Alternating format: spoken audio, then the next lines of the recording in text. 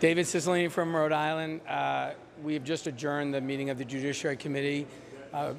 We are all extremely disappointed that the Attorney General of the United States declined to appear before the Judiciary Committee. I think it's important to let that sink in for a moment. The Attorney General of the United States declined to appear voluntarily before the United States House of Representatives Committee on the Judiciary. I think there's good reason that the Attorney General is uncomfortable about coming before the committee and answering questions. We intend to ensure that we have the ability to get both the witnesses to testify under oath before the committee and the documents that are necessary to do our oversight work. That is, I think there are other members here. We've been waiting. I think they want us in a group. Yeah, just hello. I think, we will do whatever is necessary to get both the documents we need to complete our work as well as to bring witnesses before the committee under oath. Our oversight responsibility is directly dependent on our ability to bring witnesses before the committee, compel the production of evidence, and if we allow the executive branch to decide what they're going to give us, they will have essentially extinguished congressional oversight. So. I just want to say the executive branch is acting in complete bad faith here. In the past, the president and Congress could disagree about a certain document or a phrase or what have you and go back and forth. But what we have is the president trying to pull a curtain over the executive branch of government, and he is refusing to cooperate with any of our lawful demands for documents, for witnesses, or for testimony. And so this is not even a close call. This is categorical bad faith by the executive branch of government. The Supreme Court has said that it is the essential function of Congress to conduct oversight over the executive branch to make sure that our laws are being implemented in the proper way, and so we can explore what new laws need to be written for the American people. We are the people's branch of government. We represent the people. The core job of the President of the United States is to take care that the laws are faithfully executed, not circumvented, not negated, much less violated. And the President has essentially set himself at war against the rule of law. Just would add to that in saying that when we talk about the difference between a democracy and a dictatorship, one of the foundational principles of our Constitution is that of checks and balances, which means that co-equal branches of government have to respond to each other. And so with the president's blanket refusal to honor subpoenas, to allow witnesses to testify, he has taken this to a completely new phase. And I think as I watched Attorney General Barr's performance yesterday in the Senate, there were so many questions that continue to arise about whether the Attorney General is using his position to be the personal defense counsel for the president. My line of questioning today, had I had the opportunity, would have been around ongoing attempts at obstruction of justice. This is not just something that is in the past, but the president is continuing to tweet and say things that imply that if somebody refuses to tell the truth or speaks against him, that there will be consequences to pay. There are numerous things that we have a responsibility and an obligation to investigate and to oversee, and I think we are truly in a new phase of this entire situation that is deeply, deeply destructive to the Constitution and to the foundations of our democracy. I think what the House Judiciary Committee and my colleagues and Chairman Nadler did today was to do something that the American people have not seen. Since the Watergate proceedings of Richard Nixon, they have not seen a president not stand up to the Congress, but stand up to the Constitution in a way that rejects all of its parameters and all of the dignity and the order that we have run this country. The Constitution started out by saying we wanted to form a more perfect union. Today, the Attorney General joined with his supervisor, the President of the United States, decided to show the American people that this is not a democracy, that in fact we do not adhere to the rule of law, and we will continue to be disrespectful to the people's house. I think my line of questioning, as my colleagues have indicated, would be just the truth. as the March 27th Mueller letter stated to the Attorney General that he wanted the documents to be released. They were not released. And so here we stand today with no other option other than to hold the Attorney General in contempt, which we hope that will happen. We have not done that because we wanted to continue negotiations. So I would simply ask the question, is this the way we want to run this nation? Do we want a president that does not welcome the truth and subjecting those who work for him to be tested on the truth? Do we not understand the Constitution and Article 1 and Article 2? This Judiciary Committee will not be targeting anyone.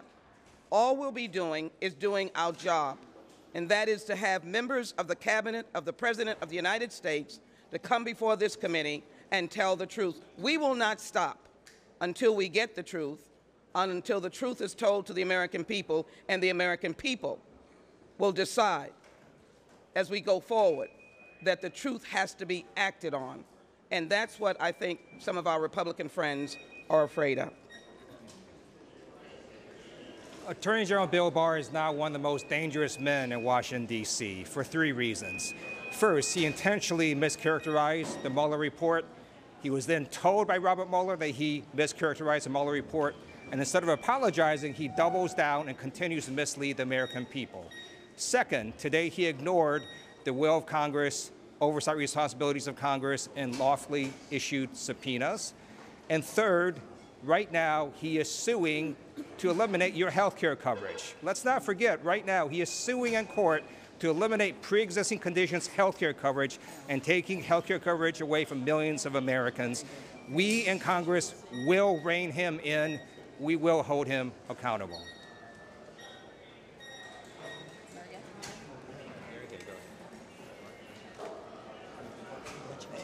As a first-time member of Congress, I can't imagine any place else I would rather be right now. I mean, as a student of American history, as a supporter of our Constitution, this is just such a grave moment, and I hope everyone is understanding how grave it is, particularly those at the White House. Thank you.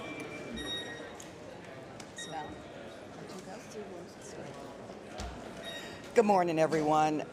You know, I just have to say, as a former police chief, that it was painful and disgraceful to see the nation's top cop abandon his responsibilities to allow an empty chair to speak for him this morning. However, as a committee member, we were respectful enough to put the Honorable William P. Barr, to put honorable on his name tag, if you will, this morning.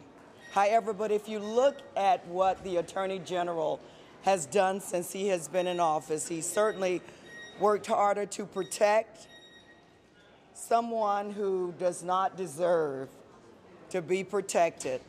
There's not much that the Attorney General has done as the nation's top cop that we can consider honorable.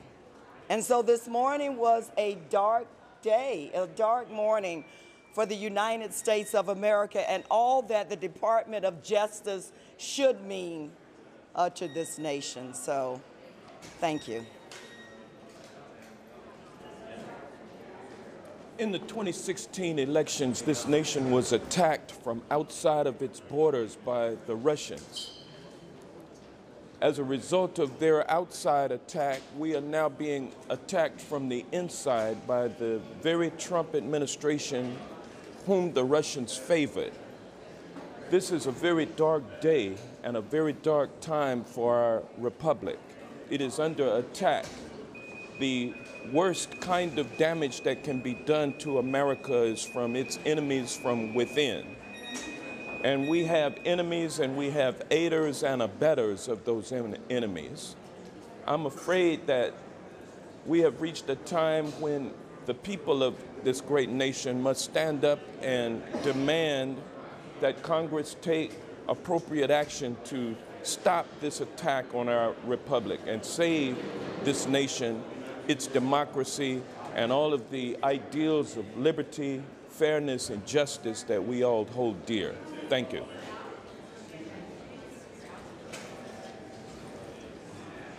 I've been a student of government all my life. I watched the Watergate hearings from the beginning to the end. This smacks so much of Watergate. An attorney general like John Mitchell, who believes the president is above the law. That is not America. The president is not above the law, and if the president thinks that the special counsel's investigation is a witch hunt, he cannot stop it. But our attorney general thinks so. Chicken Barr should have shown up today and answered questions. He was afraid of Barry Burke. He was afraid of Norm Eisen. An attorney general who is picked for his legal acumen and his abilities would not be fearful of any other attorneys questioning him for 30 minutes. This man was picked to be Roy Cohn and to be Donald Trump's fixer. The Black Sox look clean compared to this team. It's a sad day in America. Good morning. I did not have the privilege of being born into this country. I became an American citizen when I was 20 years old, and I took an oath to protect and defend the Constitution against all foreign and domestic enemies. Attorney General Barr took the same oath, and today he shows that the only oath that he is now following is to protect and defend the president, who right now is threatening the strength of our democracy. Having come from Latin America, I understand very well what it means when a man in power starts circumventing equal branches of government. We must not allow this to happen in the United States of America. Thank you. Good morning. The Attorney General has a constitutional responsibility to uphold the rule of law. Instead, he's done everything to undermine the rule of law. The so-called Attorney General is abrasive, evasive, and unpersuasive. He is a disgrace to the office that he currently holds. The so-called Attorney General is missing in action, absent without official leave, and has clearly made the decision to serve as the personal fixer for Donald Trump, inconsistent with the oath of office that he has taken. And we as House Democrats recognize that we are a separate and co-equal branch of government. We don't work for Donald Trump. We work for the American people. We have a constitutional responsibility to serve as a check and balance on an out-of-control executive branch. Donald Trump, the so-called Attorney General, and his minions are out of control right now. We won't overreach. We won't over-politicize. We won't over-investigate. But we will do our constitutional oversight responsibility. The so-called Attorney General can run, but he cannot hide.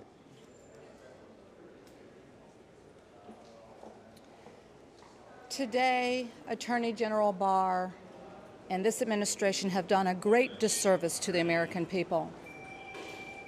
It's not only about the Mueller report, but this is about protecting the integrity of our national security. This is about protecting the integrity of our elections. This is about protecting the integrity of people in this country being able to have affordable health care. They have done a great disservice to the American people. And we, Congress, have the responsibility as a co-equal branch of government to protect and to serve, and to make sure the American people have the facts and the information that they need to make sure that they know that government is truly working on their behalf.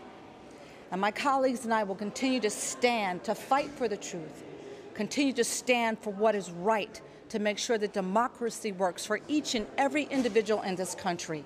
Today, we will still continue to stand to wait for the truth because you deserve it. How will you put some teeth behind your enforcement demands, given this unprecedented level of what you see the White House defiance? Well, I think oh, sure. I mean, I think the members, I think we all believe very strongly that the next step is to begin proceedings to hold the Attorney General in contempt for the failure to comply with the subpoena yesterday. I think we are all pressing our chairman to do that. He's, as he has been, attempting to negotiate in good faith to see if the Attorney General will do it voluntarily. But in the absence of an agreement there, It is our position that the Attorney General is in contempt of Congress, that we have a responsibility to compel his compliance with a lawfully issued subpoena, because as I said earlier, if the executive branch can willfully violate lawfully issued subpoenas, they will have successfully eliminated congressional oversight. It cannot be up to the executive branch to decide what witnesses and what evidence we will collect in our constitutionally mandated oversight responsibility. So the next step will be an effort to begin proceedings to hold the Attorney General in contempt if, in fact, this negotiation or conversation doesn't result in an agreement. And I think we all feel. I think that contempt proceeding would take quite a long time. It's going to be drawn out in court. By your insistence on this format, haven't you essentially blown the opportunity to question the Attorney General here in a public setting? No. At this point, no, but I think Perella's going to well, at this point, I think there's also a question of what the Attorney General is going to continue to say and do. He did not show in the Senate hearings yesterday that he was going to answer some of the very difficult questions. In fact, he made it clear on several occasions that he thought that it was fine for the president to lie, for the president to say things to people and encourage them to not tell the truth. So at this point, another step that we will be taking and that the chairman has already put into place is we want Robert Mueller to come and testify before us. At this point, I think we need to hear directly from the special counsel about his report and about his findings. Clearly, he felt troubled enough by what Attorney General Barr did and said that he wrote not one, but 2 letters to the Attorney General. He even prepared summaries of his 2 volumes that could be released immediately to the American people. And yet, we did not see that happen. It was almost 32 days, I think, from the time that he delivered his report to yesterday when we learned that he had these summaries prepared and ready to go to the public. So at this point, I think in addition to holding the Attorney General in contempt should these negotiations not work out, we need to have Robert Mueller. At this point, I don't feel that I can trust anything that the Attorney General is saying because I don't know who the Attorney General works for. He certainly is not working for the American people. Instead of most of your attorneys can ask the questions too, right? Well, well, first of all, the one thing I'd like to say is Democrats are not rushing toward impeachment, but neither are we afraid of it. The format that we're using is a format to be able to educate the Congress and the American people about how much untruth has been said. These are dangerous times because if we set the precedent as General Barr has done, who is next not to respond to the Congress? What cabinet officer in the midst of a crisis? Is it the acting Department of Homeland Security Secretary in the midst of a crisis? Is it the Health and Human Services? So one of the things that we will continue to do is use possibly the contempt proceeding as our chairman may decide to do. In addition, we will not take off an ultimate act that we are allowed to do under the Constitution. But let me show you the example. When the tapes were found with Richard Nixon, the American people said enough is enough. I can assure you, as we build the blocks of finding out the truth, there is still that proceeding, but we will not be baited into it as our friends in the committee choose to try and do. We will only do it as this Constitution gives us the power to do. So we're not intimidated by the fact that it may be a little longer. The idea of the attorneys, as many have seen, is the continuity of questioning. That means that you can cross-examine in the midst of your time frame. Collectively, the excellent members of Congress that are on this committee, I have been stunned and excited by their questioning and their thoughts. We will put all that together. But what happens when the lawyers, and I have been on impeachment proceedings in this committee, judges and others, is the line of reasoning that allows even the American people to see the building blocks and the story narrative of truth that is so very important. Are you willing to negotiate to get what you want in terms of the document? Well, I will just say this. Our committee chairman is very patient, but he's very knowledgeable. and he understands the time frame. Let me say this. Let's hope that there is something productive over the weekend. Let's hope that the General of the United States understands his duty and, as my colleagues have said, will pay and affirm allegiance to the flag of the United States of America and not a single man who is fleeting in that job. So we're hoping that General Barr's own credibility and love of his country over the weekend will generate a resolution of this. Can I just add one specific thing? It's also important to recognize the House rules permit this kind of questioning. We approved it in a motion before the committee. It's done. It has been done many other times, most recently with Dr. Blasey Ford. So the real question is not why do we want to collect evidence in this way. The real question is to the Attorney General. What are you afraid of? Why don't you want to be questioned in a half-hour period by a staff attorney? That's the real question for the American people and for the media, frankly. To your previous point, are you concerned that this is now going to get to your previous point, are you concerned that this is now just going to get bogged down in court? And are you all okay with the fact that it may now take longer for you to get all of these answers that you're demanding? Mm-hmm. So let's just walk through the process of how contempt proceedings work. So Attorney General Bill Barr has violated a lawful subpoena to provide us the full Mueller report and its underlying evidence. If we go to contempt, the House Judiciary Committee will vote. If we vote it out, it goes to the House floor. Once the House floor votes it out, then it triggers a number of things. Our House counsel can go litigate in court, but we also have inherent contempt powers that courts have upheld for us to take immediate action irrespective of the courts. We can start imposing fines on that person. In the past, they had a House jail. I don't think we're going to go that far, but courts have upheld that as well. So Congress's power will not be abdicated. We will enforce it, and the delay will not affect us because we can start imposing fines on that person immediately upon contempt off the House floor, and we will go there if he does not cooperate. But that's still a very long time before you get any of the answers that you were hoping to get here today. That's just a matter of weeks to get something off the House floor. What would it take to move to impeach Bill Barr? Is that something that's on the table? And what would it take for you to take that drastic step, do you think? Well, with respect to the Attorney General's behavior, nothing's on the table or off the table. We're evaluating things in a step-by-step basis. And the next step, as has been illustrated, will be to possibly pursue contempt. And Congress has control over that timeline. But understand the stakes. What we are witnessing is the slow loss of our democratic republic. And we can either allow it to happen or we can stand up against it. Some of my colleagues on the other side of the aisle, they're behaving like a cover-up caucus for this president, a wholly owned subsidiary of the Trump administration. That is not what the founding fathers envisioned. And so we are not going to allow the notion of a presidential dictatorship to take hold. This is a democracy. We're a separate and co-equal branch of government, and we are going to uphold that principle by any means necessary. He volunteered to come in today. Is this jumping way too far ahead? And then second, Congresswoman, you had talked about how staff questioning goes during an impeachment hearing. So are you equating this, what you wanted to happen today, to an impeachment hearing? No, I think my colleague just indicated that this process was used during the Kavanaugh hearings. And what we're saying is that this is, that's the point that we're making, that this is allowable under House rules.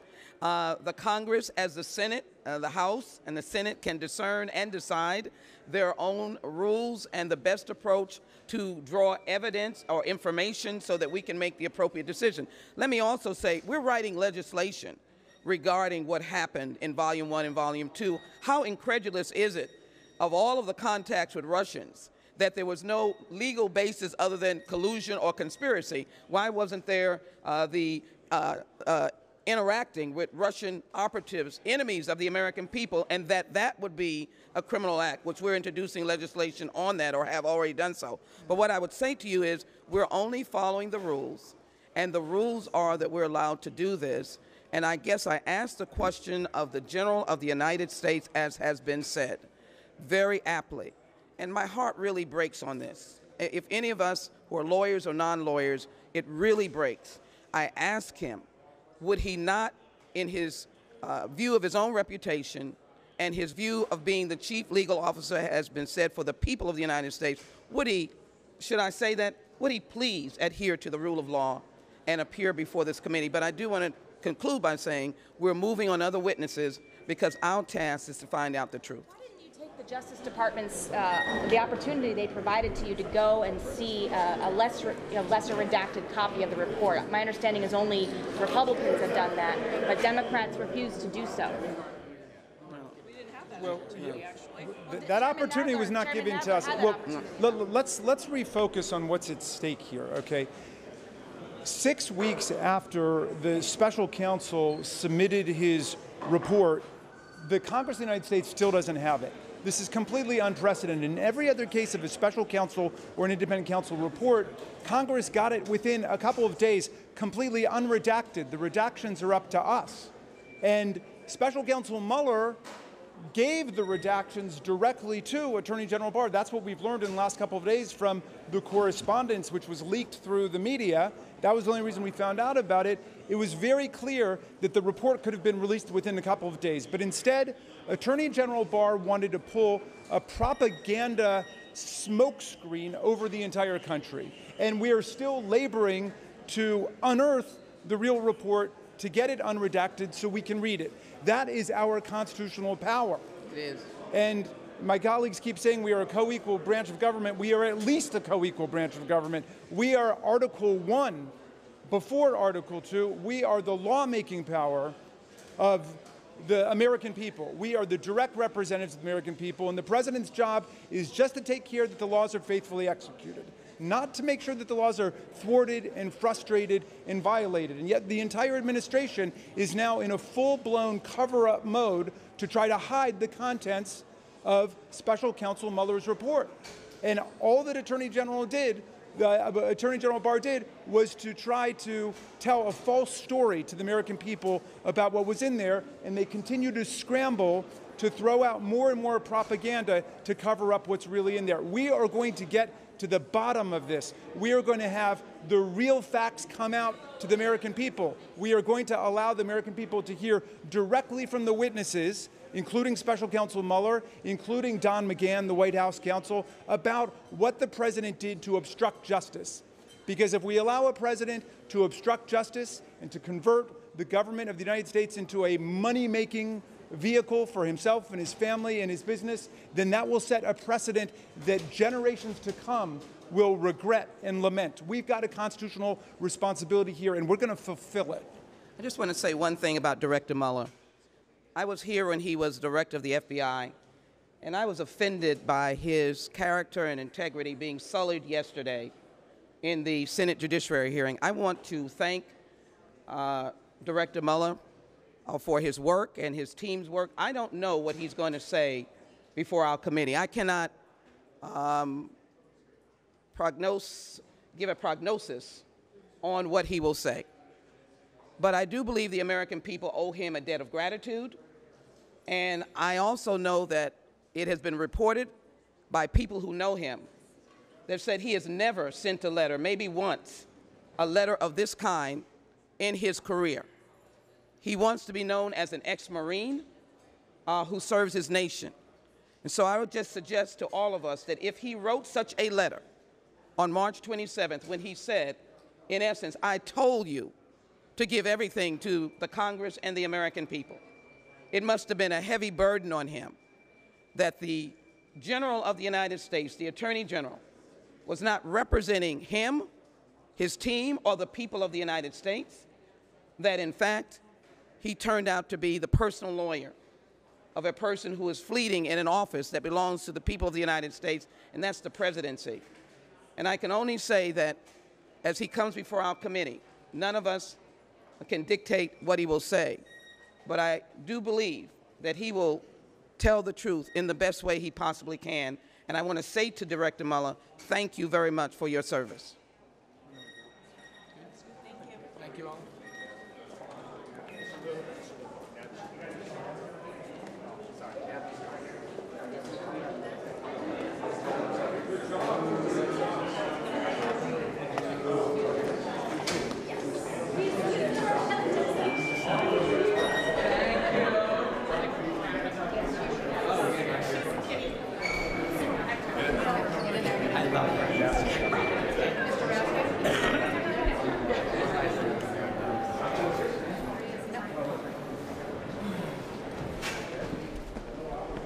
can't see a thing because they can see you. I know.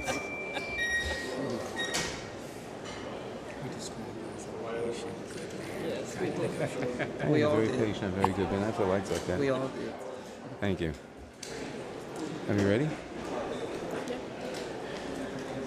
The failure of Attorney General Barr to come to the hearing today is simply another step in the administration's growing attack on American democracy and its attack on the right of Congress to be a coordinate branch of government and to have the information it needs to legislate and act on behalf of the American people.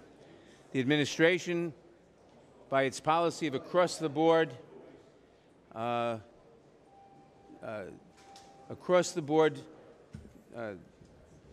defiance of congressional subpoenas and is saying that only the executive matters, that we don't want limitations by Congress that the Constitution imposes on us. This is a grave danger for American democracy, and we must do all we can in the name of the American people to ensure that when the Trump administration ends, we have as robust a democracy to hand to our children as was handed to us. And today is a day of testing, and everyone will be judged by history in terms of how they react to this. Mr. Chairman, how concerned are you that this is all just going to get bogged down in the courts, and that because of your insistence on letting staff attorneys do some questioning, that it will now take even longer for you to get the answers that you've been demanding? We are going to use what process we have in the courts and elsewhere to get the answers and the information we need. In particular, the subpoena for the entire unredacted Mueller report and the underlying documents was due yesterday. The Attorney General, we got a letter late last night refusing to adhere to the subpoena.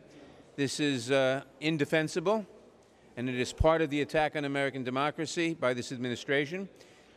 We will make one more good faith attempt to negotiate and to get the access to the report that we need, and then if we don't get that, we will proceed to hold the Attorney General in contempt, and we'll go from there.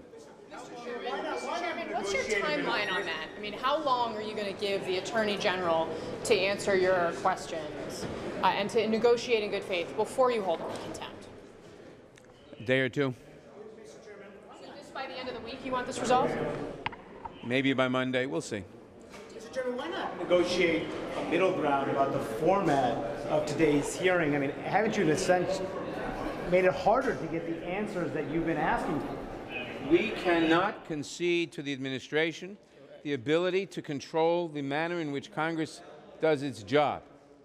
The Attorney General is bound, as are other witnesses, to come before the committee, and he cannot dictate to us how we will do our job. We feel this is the most effective way of doing it, and that's our decision.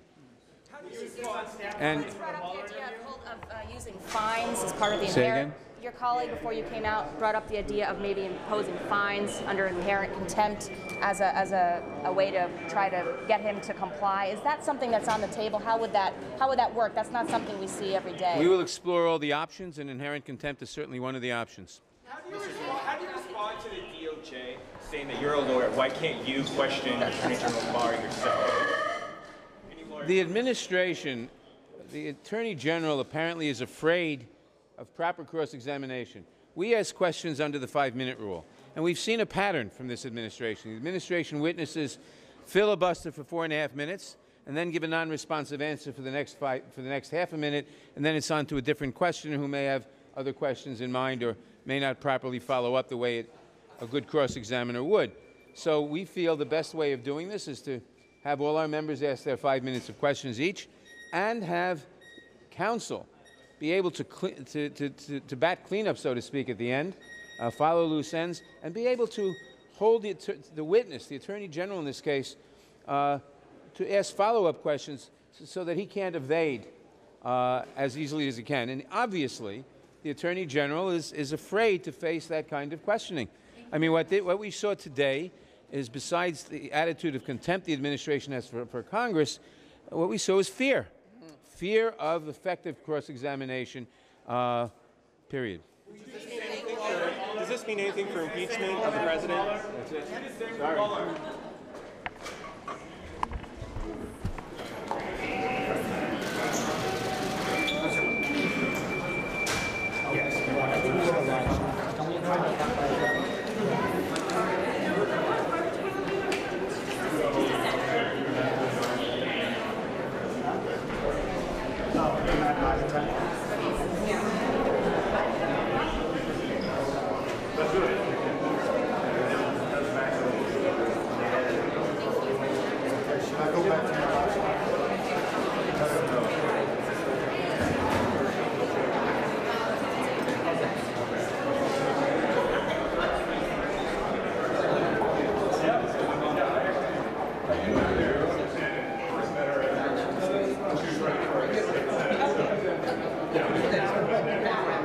Excuse us.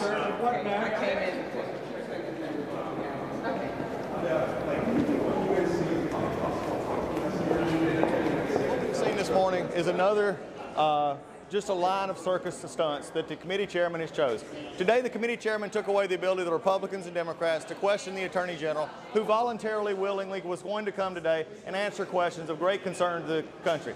The problem I have today is that the chairman has decided political stunts are more important than actually having the Attorney General here. We'll continue to watch what he's doing, but it is a shame to me that the committee and the majority is running roughshod over the minority rights, but also running roughshod over the American people, and not even taking the accommodations that the Attorney General has made to him. When we understand that, then we understand that maybe it's the Democrats who have something to be worried about. Maybe they don't like what was in the Mueller report, and maybe they don't want to continue to have to answer questions about it. I'll take your questions. The White House has been fighting subpoenas, fighting requests for information. Do you have any concern that they're eroding your and your colleagues' ability to investigate? I don't think so. I think they're going to do what they need to do, as other past administrations have done as well, including President Obama and others. They fight subpoenas where they feel like that they've either made accommodations or not. One very much concern I have, and the chairman was just out here talking about going straight to contempt. That's typically a 2-week process. You don't typically go straight to contempt. You actually work with the agency, you try to make accommodations, and every time it's been held in contempt from committees, it's typically been a long process. This Democratic majority seems to be impatient. They don't want to wait. They don't want to ask proper questions. They don't want to go through the process. What are they hiding? Why are they so concerned? Because they hate this president, they don't want to see this go on, and they want to keep the circus going and keep the American people believing that they're actually doing impeachment when they're not. So beyond the precedent, is there anything wrong, inherently wrong with beyond the precedent, is there anything inherently wrong with staff attorneys questioning a witness? Well, as your network actually said, there is no precedent for this. And I think after 206 years of this committee actually working, where we actually were able to do our job, except in the area, and this is where it gets interesting, because the only 2 areas even the chairman talks about is in impeachment. So what is happening is my chairman wants to actually let the American people believe by citing impeachment as the precedent that we're actually doing impeachment, when in reality, they don't want to bring impeachment. So this is the problem. This is becoming a circus. If he would take the accommodations that the Attorney General has made, work with the Attorney General to find better ways, instead of rushing to have a press release, rushing to have our committee, and by the way, trampling minority rights of this committee, that is something that has been amazing to me. Yesterday was a travesty in our committee, and our chairman actually should be ashamed. But what's wrong with even having staff attorneys question beyond the precedent? The interesting question, following up on the staff question is irrelevant in the sense of what they're actually wanting to do. But my question is, why does the chairman think so little of his lawyers on his committee that he wouldn't take 30 minutes for himself or for others to actually ask questions? He's got some great attorneys. To me, it's a slap in the face at his own people. Will you fight efforts to hold Attorney General in contempt? We're just going to continue if the chairman wants to continue down that path, my questions are going to be is, what is your hurry? Have you actually looked for accommodations? Have you actually tried to work with this Department of Justice? Or have you simply, every time you didn't get what you want, which has been the pattern of the first 100 days, this chairman runs to make a subpoena, runs to make a contempt charge. It's almost like they're daring to go to court instead of doing proper legislative oversight. That's a travesty for this country. Thank you so much.